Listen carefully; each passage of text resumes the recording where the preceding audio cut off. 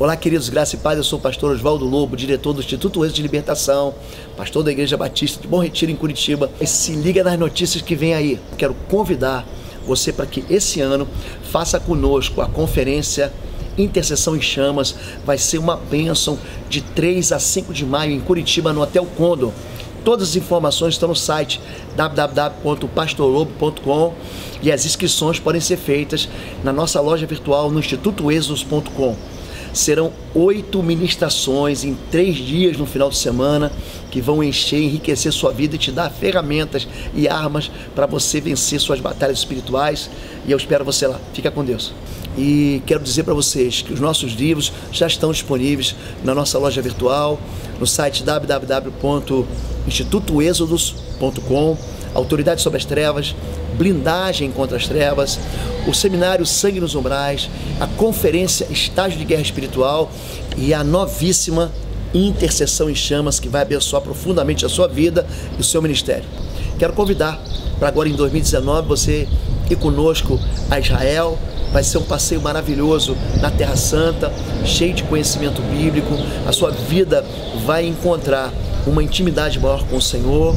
Nós chegamos em Tel Aviv e depois visitamos Cesareia Marítima, Cesareia de Filipe, Jope, Jordão. Depois nós descemos até o Mar Morto, subimos de novo para Tiberíades, Mar da Galileia, toda a região ali de Jericó e finalizamos em Jerusalém. É uma viagem que vai te levar para bem pertinho de Deus e que vai trazer ao seu coração muita paz. Eu espero você lá. Você está na Igreja Batista de Bom Retiro. E nós funcionamos aqui todo domingo às 9 da manhã, às 7 da noite e nas quartas-feiras às 19h30, perdão, às 20 horas, o culto quarta-feira. Também temos aqui o Ministério de Jovens, o Ministério de Adolescentes, e você não pode ficar de fora.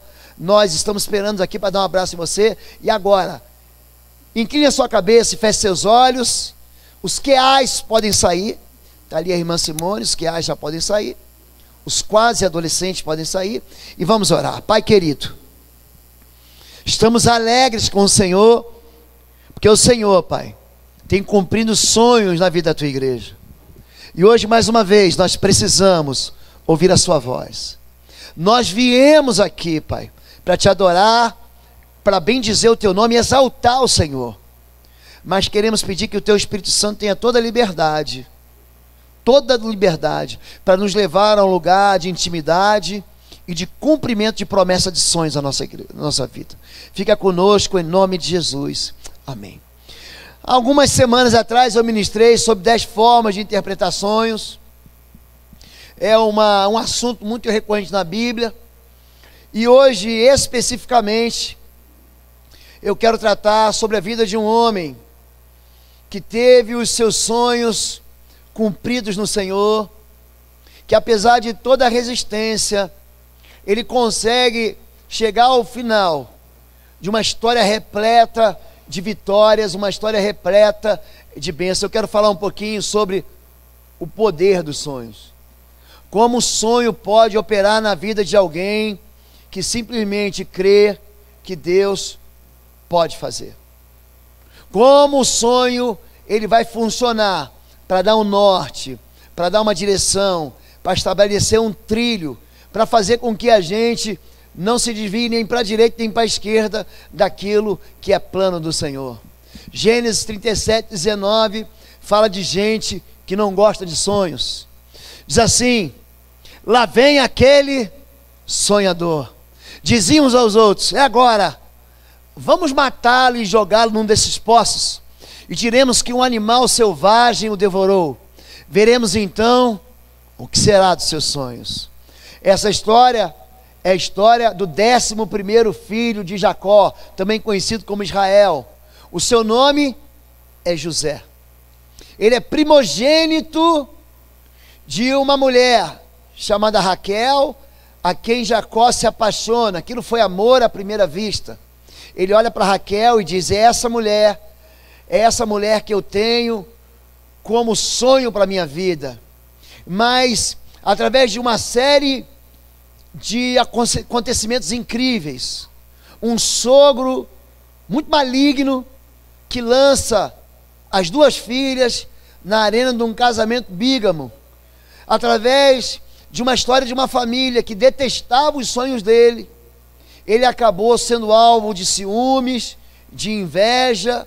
E aqui, quando a pessoa sonha, quando ela quer crescer, quando ela diz: pai, quando eu crescer eu quero ser astronauta, pai, quando eu crescer eu quero ser jogador de futebol, quando eu crescer eu quero ser pastor, quando eu crescer eu quero ser médico, ele encontra sempre gente para desanimar, ele encontra sempre gente para jogar contra, para dar uma palavra de contrário, uma palavra de desânimo. E nós vamos aprender com o homem de Deus, um homem sozinho, é um homem com o seu sonho. Eu estava estudando sobre a vida de homens de Deus, por exemplo, Charles Spurgeon. Ele andou mais de 200.000 quilômetros em cima do lombo de um burro. Ele escreveu 4 volumes de livros sobre filosofia. Eu sei que talvez você não saiba disso. Ele escreveu 6 volumes sobre canções, sobre música clássica. Esse homem, ele escolheu, ele decidiu servir ao Senhor. Ele foi pastor no Tabernáculo Metropolitano de Londres. Ele decidiu construir uma igreja naquele tempo. Nós estamos falando do século XIX, gente. Uma igreja para 5.500 membros. Ele tinha 30 líderes que caminhavam ao lado dele. Quando ele lançou o sonho de construir um tabernáculo para 5.500 membros, 23 dos seus 30 líderes foram embora, ficaram só 7. Eu lembrei mesmo de Jesus, quando Jesus diz: e vós também não quereis ir embora? E os discípulos dizem: para onde nós iremos, Senhor, se só tu tens as palavras de vida eterna? Charles Wesley, filho de uma mulher de Deus, irmão de um irmão de Deus, de um filho de Deus. Ele constrói, gente, a terceira maior potência evangélica do mundo, que era a igreja metodista. Pensa num homem, gente, sofrido, que muitas vezes experimentou enfermidade. Um homem, a mulher dele, quando tem um filho gêmeos, tem 2 filhos gêmeos, fica doente para sempre, fica inválida. Esse homem foi um homem extraordinário. Esse homem fez com que a denominação metodista se tornasse a maior igreja dos Estados Unidos da América. Sonhos, um homem que sonha. Um homem que incendeia, que encharca uma geração. Eu fico olhando para pessoas que sonham. Joana d'Arc, uma menina, com 19 anos, ela estava à frente do exército francês, na batalha dos 100 anos, na guerra dos 100 anos, venceu a batalha de Crécy. Ela foi queimada numa fogueira por causa dos seus sonhos. Billy Graham, com 40 anos, ele já tinha pregado no mundo inteiro. O mundo inteiro. Quando a gente sonha, gente, a gente vai para lugares que a gente não imagina, que as pessoas não imaginam e não acreditam na gente. Isso aconteceu com quem? Aconteceu com José. José significa Deus se acrescenta, Deus soma. Gênesis 37:2, esta é a história da família de Jacó. Quando José tinha 17 anos, pastoreava os rebanhos com seus irmãos. Ele vem de uma geração de vencedores. Ele é bisneto de Abraão, ele é neto de Isaac, ele é filho de Jacó. E todos esses homens são celebrados até hoje, em todas as igrejas de corte cristão, judaico-cristão. Todo mundo conhece a história do bisavô dele, Abraão, do Isaac, de Jacó. Ele já vem de uma linhagem de gente que vence. Agora, ele vive numa família que experimenta uma estabilidade e vive em competição. As mulheres competem entre si.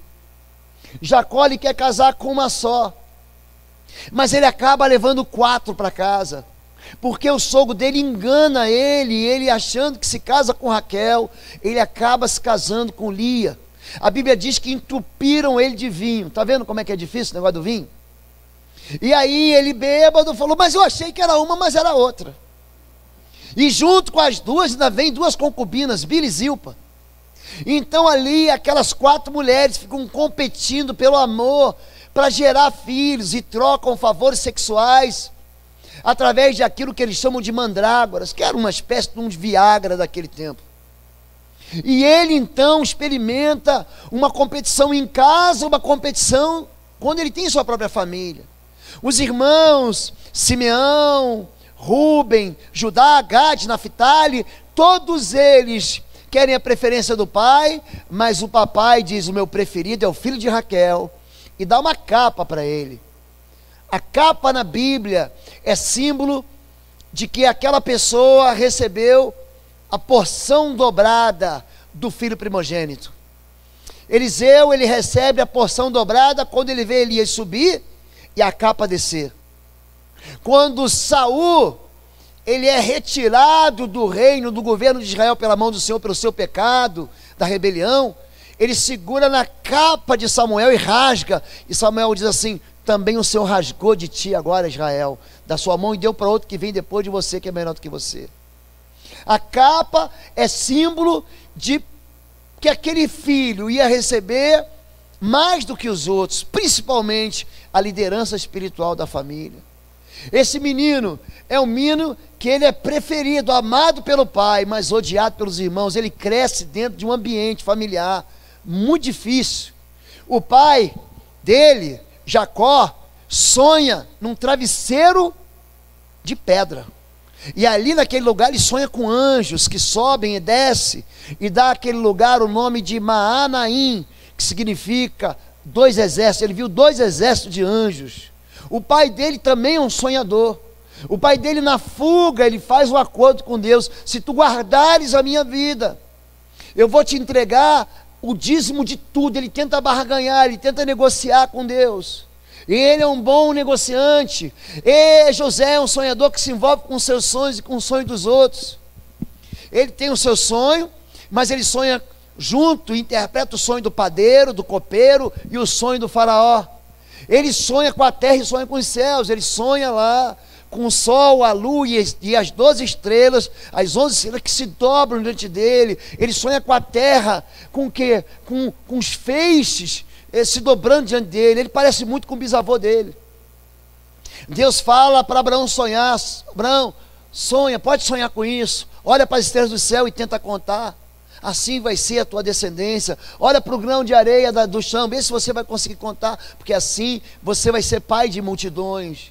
Ele é um homem que atrai a inveja, atrai ciúme e atrai injustiça. Sonhar, gente, ter sonhos, faz com que a gente passe como louco. Vocês que são jovens, sonhem. A primeira reunião que eu fiz com a liderança dos ministérios da igreja, eu falei para eles: eu preciso que vocês sonhem, porque a pior coisa que tem para a gente ficar satisfeito.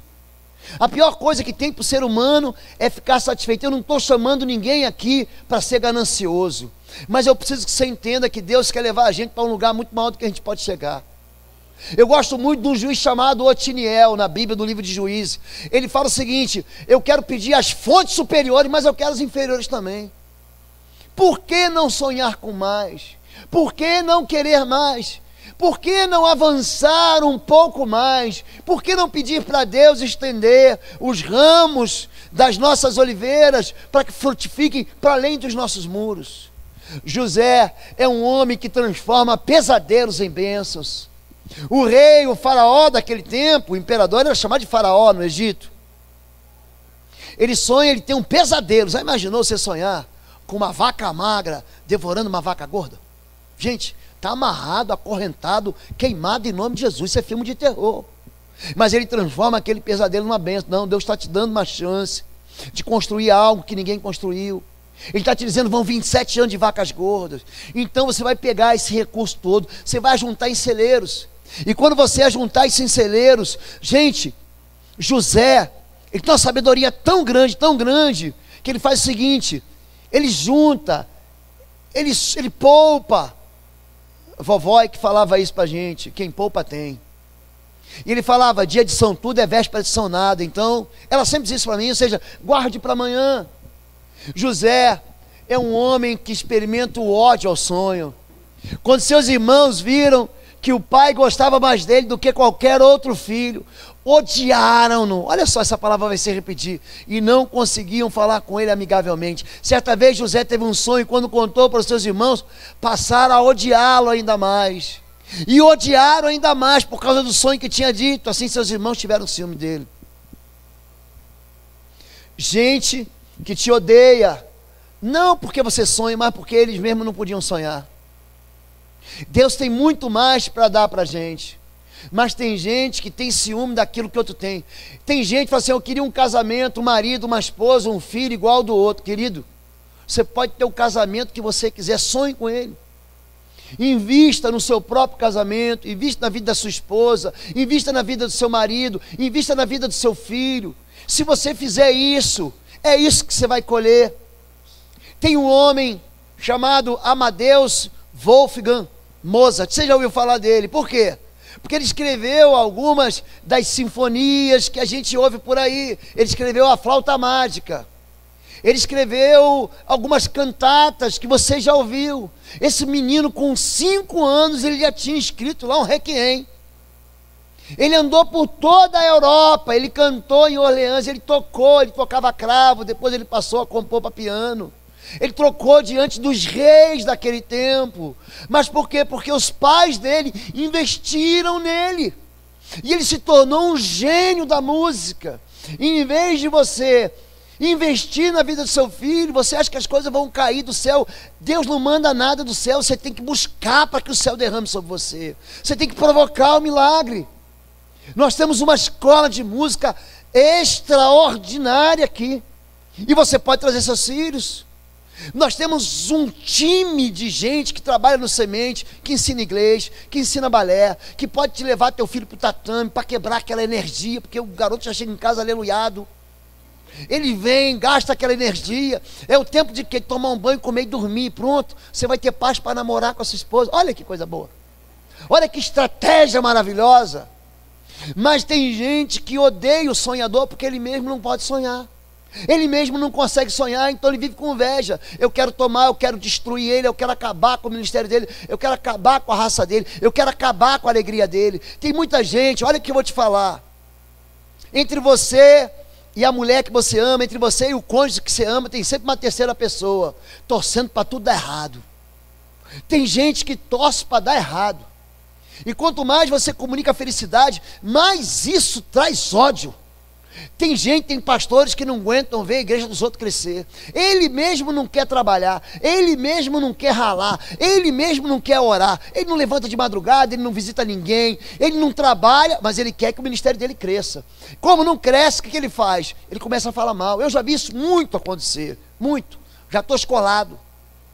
Tem muita gente que vê a empresa do outro e só sabe falar, mas também, olha o que ele está falando, também nasceu num berço de ouro. Também, gente, a maioria das pessoas que você vê crescer, não cresce porque nasceram em berço de ouro, cresce porque tiveram fome, porque passaram dificuldade, porque não teve pai, porque não teve mãe, porque falou, eu vou vencer. Mamãe estava aqui com a gente no culto da manhã. Nós moramos em Nilópolis, gente. Era uma época, não sei a época que o pastor Cláudio morou lá, mas era muito difícil. Pastor Cláudio, eu gostava de jogar futebol de botão. Hoje só tem videogame, acabou o futebol de botão. Aliás, eu tenho o meu time guardado até hoje. Só que era o seguinte, eu precisava de 2 zagueiros. E você que é jovem não sabe o que é isso. E os zagueiros eram 2 botões maiores. Sabe o que eu fazia? Eu sempre no sábado de manhã e domingo de manhã cedo eu levantava para comprar o quê? Para comprar pão. Mãe, deixa que eu vou na padaria. Mas na verdade eu ia buscar, às vezes chovia, eu ia buscar o quê? Uma capa de chuva que estava no chão. Sabe quando chove, que o pessoal larga aquelas capas de chuva para pegar um botão grande daquelas capas de chuva. Um dia, em frente à padaria tinha um cadáver. Morreu de facada. E eu olhei, ele estava com uma capa amarela com 2 botões assim. Você está rindo porque não era você. Gente, eu falei assim. Aí meu irmão falou assim, será que é pecado? E eu fiquei lá um tempão, só que eu tinha hora para levar o pão. E o rabecão não aparecia para levar o cadáver. Aí eu falei assim, eu falei pro moço da padaria, moço, tá vendo aquela capa ali? E você bota jornal, plástico preto em cima, né? Eu falei, eu queria só o botão. Quando a gente sonha, a gente faz coisas malucas. Só que tem gente que odeia você saber, eu não consegui os botões, tá bom, gente? Vovó me deu depois o botão, eu expliquei para não, eu vou comprar botão no armarinho para você fazer de botão, de futebol de botão. Mas o sonhador é alguém, não é alguém que nasceu em berço de ouro, mas é alguém que aprendeu a vencer. Eu mandei gente, soldado, para lutar no Haiti, na Bósnia, em Timor-Leste, em Ruanda. Gente, você não faz um soldado avançar num campo de batalha ao som da metralhadora, do obus, do canhão, se você não encorajar ele. Se você conhecer a Operação Overlord, que é a operação, a gente conhece como o desembarque da Normandia, lá no norte da França, o dia D. O dia 6 de junho foi um dia marcado por um exército, uma operação anfíbia, uma operação aérea.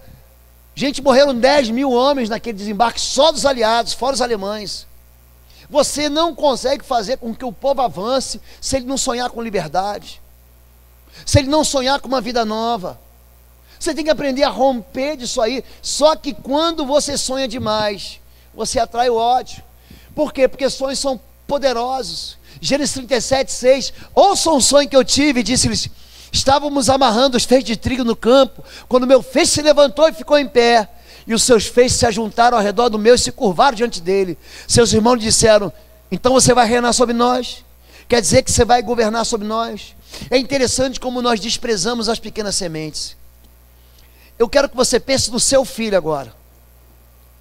O seu filho que é um bebê, o seu filho que é uma criancinha que está no Talmidim Kids, o seu filho que é adolescente ou pré-adolescente, que é que está lá embaixo, ou que é jovem aqui. Você olha para ele, você pode desprezar ele. É daqui que vão sair os pastores que vão estar à frente do nosso país. É o seu filho, não despreze ele. Não despreze pequenos começos. Eu sempre orei para os meus filhos, para que eles estivessem no altar, e eles nunca se desviaram. Eu tive filhos que não me deram trabalho, graças a Deus. Mas eu ensinei eles o tempo todo, eu plantei sonhos nele. Eu plantei, no tempo difícil que a gente estava vivendo 2 anos atrás, meu filho falou assim: pai, eu quero estudar nos Estados Unidos. Falei: filho, o papai não tem dinheiro, mas não, vamos orar, e Deus vai te levar lá. Deus, ele fez, Deus, ele constrói uma ponte para a gente.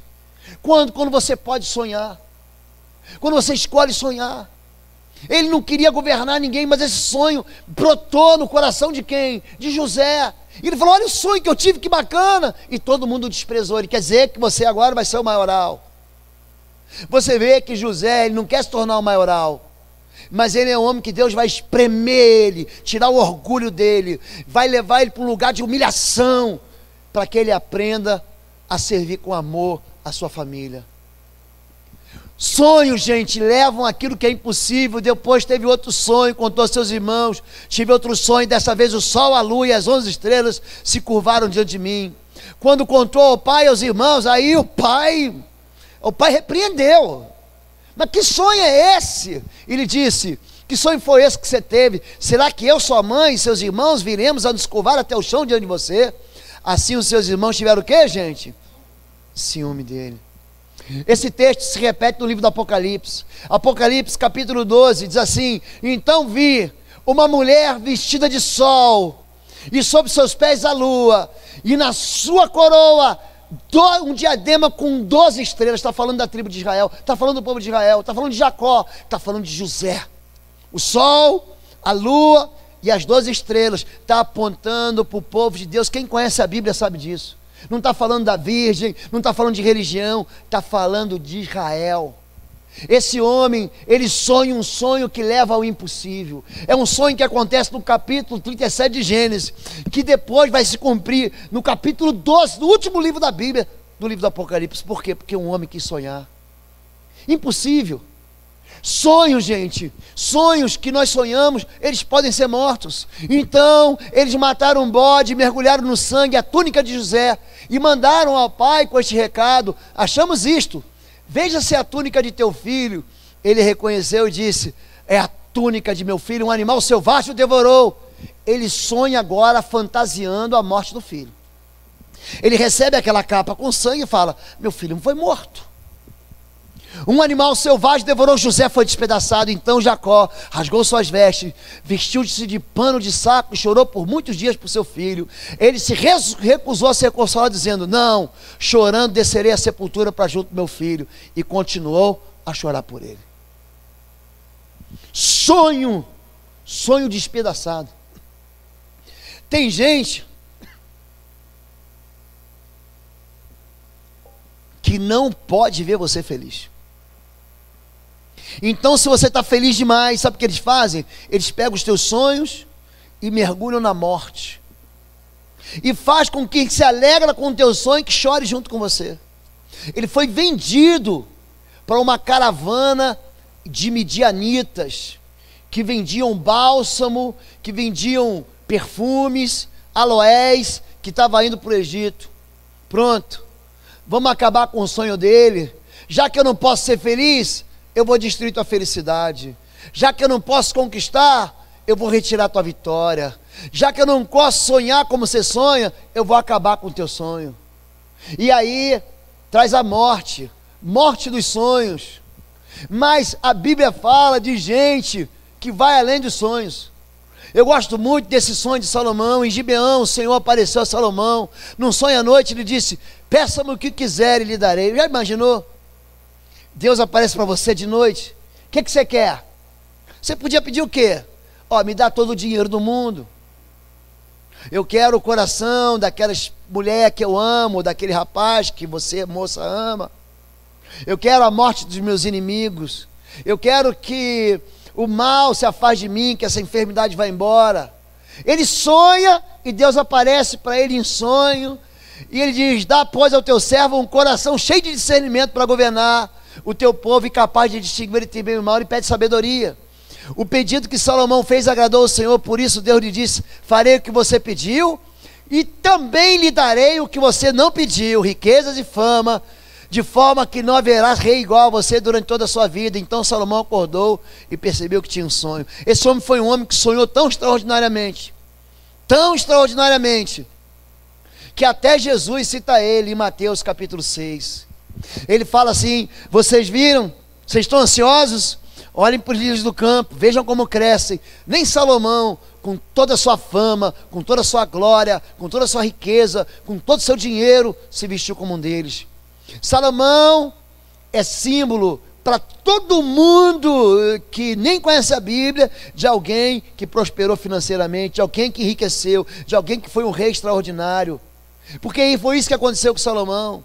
Aquilo que o pai dele plantou, rei Davi, ele multiplica, e o reino daquele tempo se multiplica. Eu estou falando de geografia, fica 10 vezes maior. Se você pegar na estrutura bíblica e for ler, você vai ver que o reino de Israel chegou lá no Iraque, chegou na borda da Síria, hoje Irã. É um homem, gente, que sonha. Por quê? Porque Deus vai além dos sonhos. Mas quando você não consegue sonhar, você sofre isso aqui, ó, calúnia.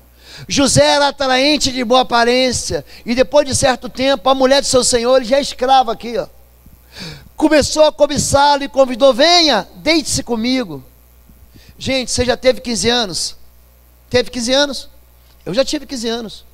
Os hormônios estão borbulhando e fervilhando, e você acha que a mulher de Potifar era feiosa? Hein? Essa mulher, gente, era uma mulher belíssima. E ela faz um convite: e aí, vamos? O que você talvez não saiba é que Potifar era eunuco. Se você olhar com calma, se você perceber com calma, no capítulo 39 de Gênesis, Potifar, ele era o tipo de um intendente do rei, e ele era eunuco. Ele tinha uma mulher, mas não podia satisfazer sua mulher. Então essa mulher, a mulher do Potifar, eu apelidei ela de Patifa, ela pega o menino e convida o menino para algo que ele não pode fazer, e diz: venha, deite-se comigo. E ele diz: como poderia eu então cometer algo tão perverso e pecar contra Deus? Assim, embora ele insistisse com José dia após dia, ele se recusava a deitar-se com ela e evitava ficar perto dela. É interessante que o homem que sonha, ele sabe fugir do inimigo, ele sabe fugir da tentação. A tentação, ela sempre vai andar nas sombras das nossas carências, que não são satisfeitas. A tentação vai sugerir para mim e para você que a gente sacie um apetite de uma maneira ilegítima e ilegal.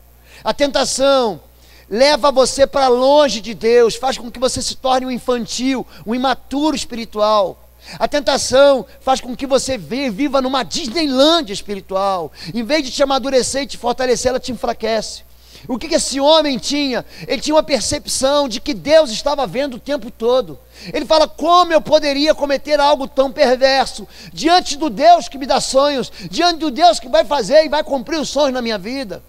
Ele sabe que Deus está vendo, ele sabe que Deus está percebendo. Ele não tem uma atitude na sua vida que é alheia à presença de Deus. Deus está comigo, Deus, ele permanece na minha vida. Quando eu vou, antigamente o Espírito inteiro derramado de um homem, hoje o Espírito está aqui dentro, gente. Onde eu vou, ele vai comigo. O que eu vejo, ele vê. O que eu faço, ele está vendo o que eu estou fazendo. Os caminhos bons ou os caminhos maus.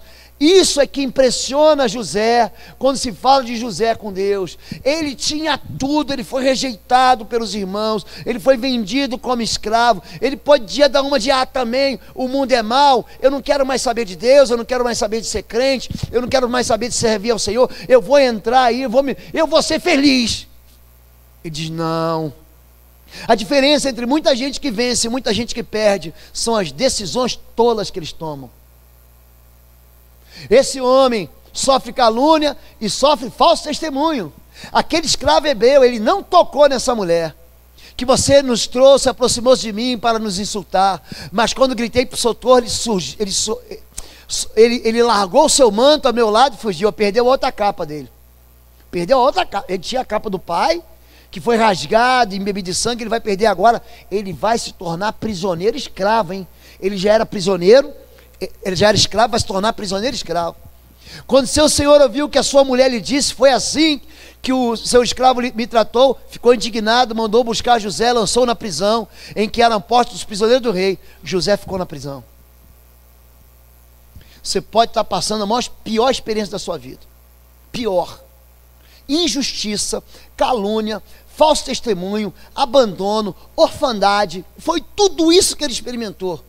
Um garoto de 14 anos, você já teve 14 anos, arrancado de casa, sequestrado pelos irmãos, vendido para uma caravana de gente que ele não conhece, que fala outra língua, é jogado para servir numa corte do rei, distante, gente, a distância do Egito para a terra prometida. Não havia chance dele escapar. Eu fico imaginando quanto que esse moço chorou. Mas ele foi íntegro. Integridade. Jovens e adolescentes, integridade. Eu vou falar algo para vocês aqui, bem para os jovens e adolescentes. As decisões que vocês tomarem agora, durante a juventude e adolescência de vocês vão recarregar para o resto da vida de vocês. Se vocês fizerem uma burrada, desculpa a expressão agora, vocês vão levar isso para o resto da vida. Então façam escolhas segundo a palavra do Senhor. Se você obedecer, a bênção do Senhor vai acompanhar você. Se você acha que você tem que ficar parecidinho com o mundo, gente, é aí que você vai tropeçar e vai falar assim: quantas pessoas voltam para a igreja, pastor, eu saí da igreja, me desviei, me afastei, foi a pior bobagem que eu fiz na minha vida, mas eu quero vir e quero consertar. Eu falo para você, é melhor não errar do que errar para depois vir pedir perdão e acertar. É melhor não errar. Ele sofre tudo isso, mas os sonhos dele estão protegidos pelo Senhor. Gênesis 39:2. O Senhor estava com José de modo que este prosperou e passou a morar na casa do seu senhor egípcio. Ele era escravo, aí Deus pega ele, fala assim: ó, vou te mostrar que eu estou contigo, e leva ele para dentro da intimidade de Potifar. Opa, acho que eu apaguei aqui. Você pode me ajudar? Eu apaguei. Ou foi vocês que apagaram? Ele vai para a prisão. Este percebeu que o Senhor estava com ele e que fazia prosperar em tudo que realizava, e agradou-se de José. José ficou na prisão, mas o Senhor estava com ele e tratou com bondade, concedendo simpatia do carcereiro. Pensa no homem, aonde ele ia, aonde José ia, a mão do Senhor estava com ele. Às vezes dá uma impressão, nós temos impressão de que Deus está de alguma maneira nos punindo. O nosso Deus é um Deus sim que corrige a gente. O nosso Deus é um Deus sim que nos conserta. Aliás, filhos sem disciplina não é filho. Se você está vivendo em pecado e Deus não está te corrigindo, muito provavelmente nem filho de Deus você não é. Você vai precisar experimentar um novo nascimento. Agora, quando você é filho, e quando você pisa na bola e mantém a sua vida na linha torta, Deus chama você para uma conversinha. Vem cá, vamos bater um papo aqui. Chama a gente um tete a tete. Muitas vezes nós passamos por períodos de sofrimento por causa da desobediência, mas esse homem não desobedeceu não, gente. Ele está sendo provado. E assim como a tentação nos enfraquece, a provação nos dá musculatura espiritual. Assim como a tentação nos afasta de Deus, a provação nos leva para perto de Deus. Uma vida de moleza. Gente, se você hoje ficasse rico, você não ia estar aqui não, você ia estar dando uma volta ao mundo, porque pastor, eu não sou de ferro, Deus me abençoou. Tem muita gente que conquista uma coisa no Senhor e fala assim, agora não preciso mais ir à igreja. E é por isso que talvez Deus nunca dê para ele, porque o lugar dele é próximo do Senhor. Eu lembro do menino, meu ministério jovem em São Paulo, lá em Guaratinguetá. Esse moço vivia indo e vinha, se envolvia com droga, voltava arrependido, chorava lágrima de crocodilo, e voltava, e ia, voltava, e voltava, e voltava, até que um dia ele se meteu numa confusão, tomou um tiro e ficou paralítico. Paralítico. Ele mexia os braços. Paraplégico é que não mexe. Paralítico. E ele veio, a igreja comprou uma cadeira de roda para ele, me lembro que ele botou um monte de adesivo bonito. Era um jovem. E depois de um ano, eu estava à frente do Ministério de Evangelismo da igreja, do Ministério de Jovens e do Ministério de Educação Cristã. Depois de um ano, ele falou assim, pastor nada, eu não era pastor. Falou, irmão, ora por mim que você tem fé, eu vejo que você tem fé. Ora por mim que eu quero levantar da cadeira. Gente, quem estava do meu lado era o meu pastor. Ele ouviu isso. Ele falou assim, peraí. E o pastor Valmir naquele dia falou o seguinte, se eu fosse Deus, eu nunca mais levantava você dessa cadeira de roda.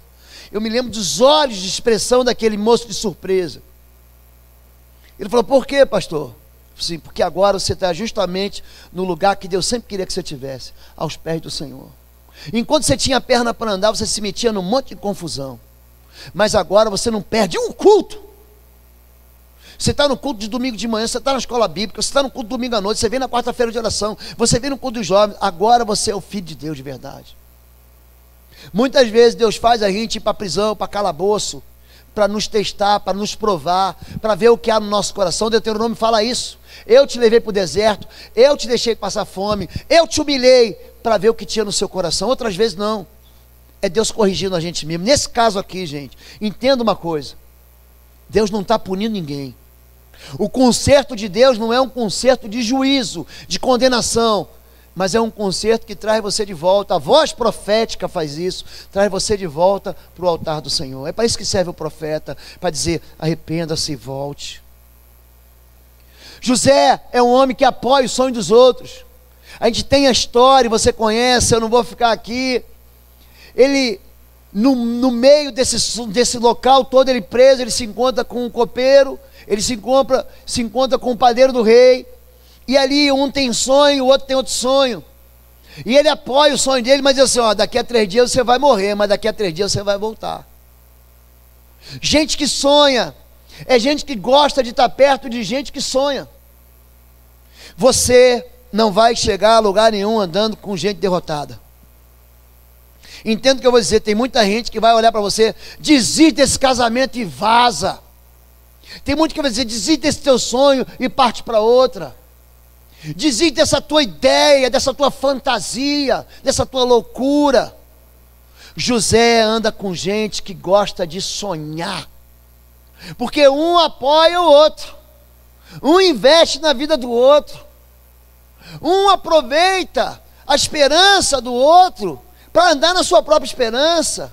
É por isso que alguns cultos têm testemunho. E os testemunhos são impressionantes, porque ele fala assim, olha, eu era assim sem Jesus, e agora eu sou assim com Jesus. Eu estava doente, eu estava enfermo, eu estava desesperançado, eu estava falido, eu estava enlouquecido, a minha família estava destruída, mas o Senhor operou, Ele entrou na nossa história. E você fala, eu quero esse Deus, eu quero servir esse Deus, eu quero sonhar com isso aí. É por isso que o testemunho da fé, ela tem que ser liberado dentro da Assembleia dos Santos, dos justos. José é um homem que apoia gente que sonha. Gente medrosa é gente que no primeiro probleminha fala, acho que não vai dar.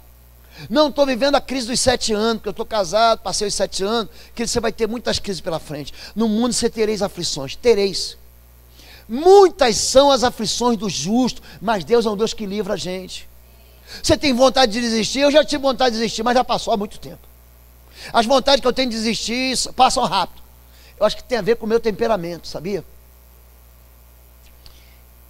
Eu um dia cheguei em casa, eu acho que era aspirante, segundo tenente, e eu ouvi a porta sabe aquelas portas de ferro, que você abre assim, e que tem vidro, antiga, tinha só o vidro grande, quando você abre faz um barulhão. Gente, eu escutei e falei assim, é meu pai chegando. Eu estava visitando ele, tinha vindo de São Paulo para visitar meus pais. Quando eu olhei, não era meu pai não, era um pivete. Ele passou a mão na minha carteira, assim, que estava em cima de uma cômoda, e saiu correndo. Eu falei, eu vou te pegar. Gente, pensa no rapazinho que corria, suado. Sabe quando em festa de meio do ano tem um negócio do pau de sebo, que o sujeito passa assim uma gosma, e a pessoa tem que subir para pegar uma nota de R$5 lá em cima? Não é isso? Não tem isso? Gente, eu segurava, eu alcançava, ele segurava, ele escapava, alcançava, e Fabíola atrás de mim, cuidado que ele está armado, volta, que volta, eu vou desistir nunca, é a minha carteira, tem tudo ali dentro. Gente, quando eu não vi que não dava para segurar, eu segurei o menino pelo cabelo. Gente, ele foi, a cabeça dele ficou na minha mão, pá, ele caiu no chão, agora eu te peguei. Gente, sonho é algo para você não desistir. Sonho é algo para você não jogar fora, é bom demais. Gente, você já teve um sonho bom demais que você não queria nem acordar? Fala para mim aqui. É verdade ou não é? Não tem sonho que você fala assim, por que esse bendito desse relógio tocou? Por que mamãe me acordou para ir para a escola? Por que foi logo, na parte do filme que o moço vai beijar a moça naquela hora, no intervalo? Não, eu quero continuar sonhando, deixa eu dormir. Dá mais 5 minutinhos que eu vou dormir. Você já pediu mais 5 minutinhos? Só eu que peço? Ou você também pede? Mais 5 minutinhos, porque é sonho que não deve acabar, mas tem gente que desiste fácil demais. Sonhos às vezes são pesadelos. No final de 2 anos, o Farol teve um sonho. Deixa eu te explicar. Ao final de 2 anos que ele estava preso. Não é 2 anos, não, estava em 2017, chegamos em 2019. Não. Ao final de 2 anos de prisão. O Farol ele teve um sonho, estava em pé junto ao rio Nilo. Quando saíram do rio, 7 vacas belas e gordas começaram a pastar junto aos juncos. Depois saíram do rio mais 7 vacas feias e magras, que foram para junto das outras à beira do Nilo. Então as vacas feias e magras comeram as 7 vacas belas e gordas. Nisso o Faraó acordou, tornou a adormecer. É um dorminhoco, é um sonhador esse Faraó. No mesmo dia, ele voltou a adormecer e teve outro sonho. 7 espigas de trigo, graúdas e boas, cresciam no mesmo pé. Depois brotaram outras 7 espigas mirradas e ressequidas pelo vento leste. As espigas mirradas engoliram as 7 espigas graúdas e cheias. Então o Faraó acordou em um sonho. Eu e você temos um chamado para fazer com que aquelas pessoas que estão sonhando com pesadelo passem a sonhar com a esperança. José, ela aparece aqui para dizer o seguinte: rei, o que Deus está te avisando é algo bom e algo ruim. Coisas boas e ruins vão acontecer na nossa vida. Então, tira os teus olhos daquilo que é ruim e focaliza naquilo que é bom.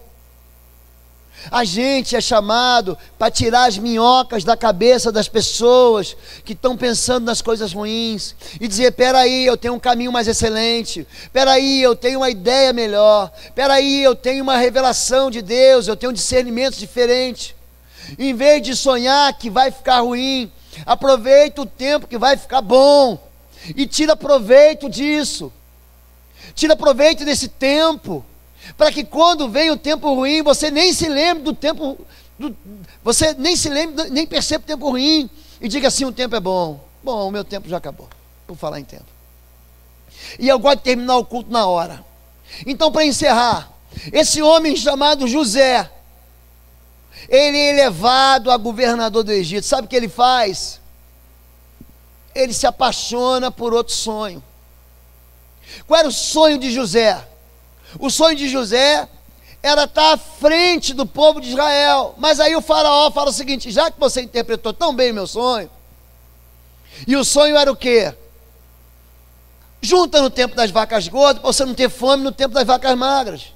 O faraó se alegra e fala assim: eu tenho um sonho melhor para você, eu tenho um sonho especial. O que você acha de ficar sonhando em voltar para Canaã? Fica no Egito.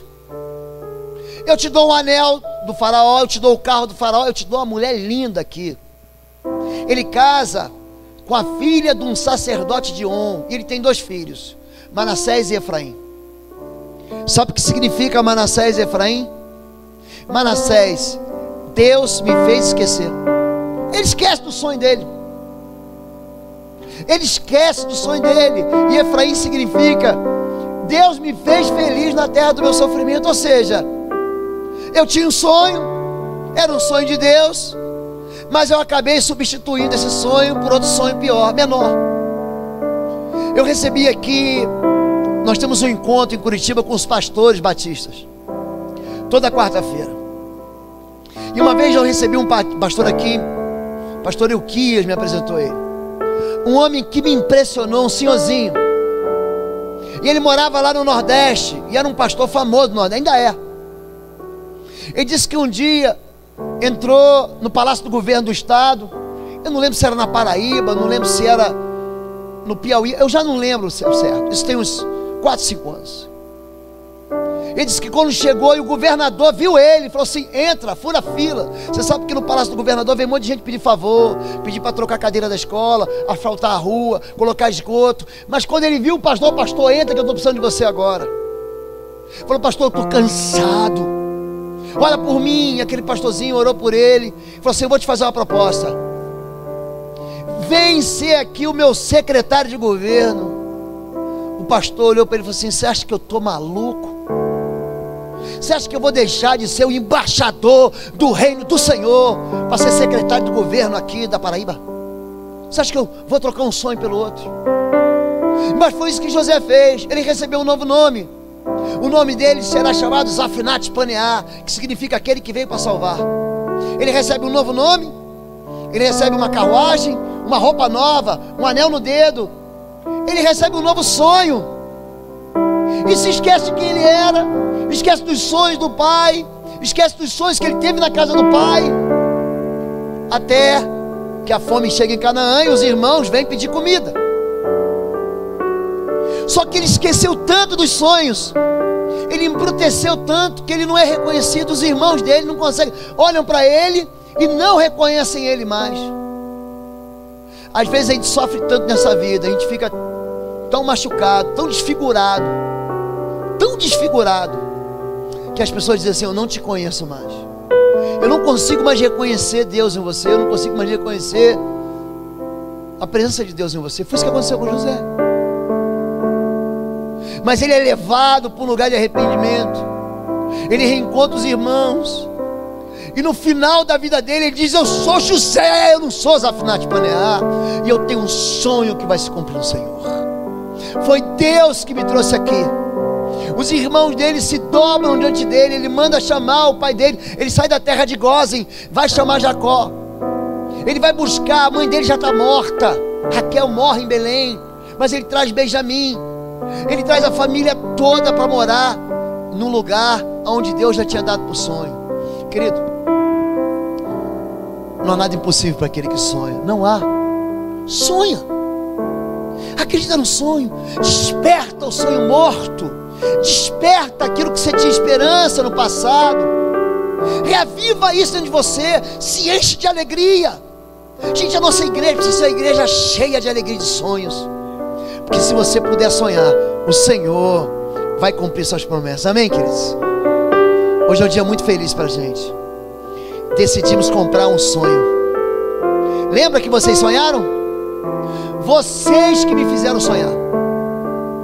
Eu, dentro de mim, dentro desse pastor que vos fala, tem uma festa. Todo dia eu acordo em festa, sabia disso? Eu sou um homem feliz. Dentro de mim. Sabe quando tem um ano novo, que explode os fogos de artifício? É isso que está aqui dentro. É isso que eu tenho.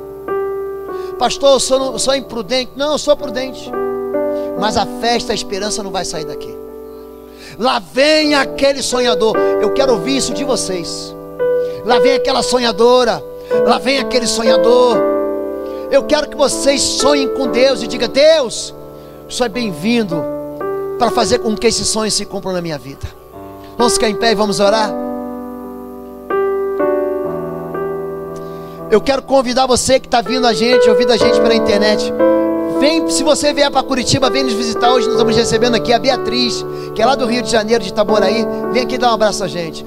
Você que é de Curitiba e está sem igreja, se você tem igreja, querido, Deus te abençoe junto com esse povo. Mas se você não tem, vem celebrar o Senhor com a gente, vem receber uma palavra de bênção, vem participar com a gente dos cultos da quarta-feira e do domingo. Você é meu convidado. E agora nós vamos orar. Feche seus olhos em nome de Jesus. Feche seus olhos em nome de Jesus. Você tem um sonho, querido? Tem sonho? Você quer orar por isso agora? Quer? Qual o teu sonho? Tem sonho que você esqueceu, sabia? Pede para Deus te lembrar o sonho. Não dê para o teu sonho o nome de Manassés, Deus me fez esquecer. Não. Dê o nome do teu sonho de Zacarias, Deus me fez lembrar. Isso que significa Zacarias. Hoje é dia de lembrar de sonhos e de ter esperança de novo. Eu vou orar por todos vocês. Eu vou convidar toda a igreja. Vem aqui à frente, vamos orar juntos. Então sai do seu lugar, vem cá. Pega na mão de quem está perto de você. Vem cá, gente, pode sair. O nome do pastor é só o sobrenome, que é Lobo. O pastor não morde. Quem morde é pastor alemão, cachorro. Pastor Lobo não morde. Dá um passo à frente aqui, vamos orar juntos. Se você pode crer, tudo é possível se você crer. Tudo é possível se você crer. Tudo é possível.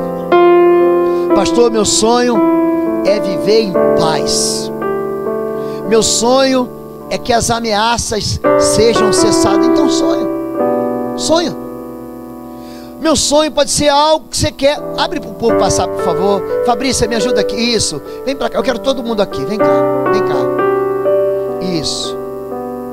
Pastor, meu sonho é sair dessa solidão. Você acha que Deus, preste atenção nisso, você acha que Deus, Ele não pode agir na vida da sua família?